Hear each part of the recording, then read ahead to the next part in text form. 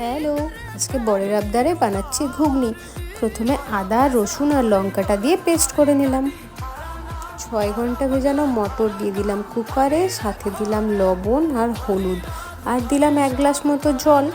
তো তারপরে 4টা সিটি দিয়েছি, কিন্তু 4টা সিটিতে হয়নি, আমাকে পরে আরও 2টো সিটি দিতে হয়েছে।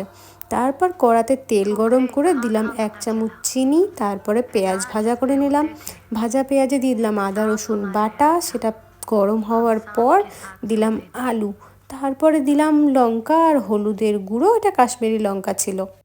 হলুদ লঙ্কা যখন একটু ভাজা ভাজা হয়ে গেল, তারপরে দিলাম টমেটো যখন ভালো করে কষে গেল, দিলাম জিরে আর ধনের গুঁড়ো। জিরে ধনের গুঁড়ো দেওয়ার পর দিয়ে দিলাম সেদ্ধ করে রাখা মটরটা। এবার দিয়ে খুব ভালো করে কষাতে হবে, তারপর ফুটিয়ে নিয়ে দিলাম গরম মশলা। আর এই যে আমাদের ঘুগনি রেডি।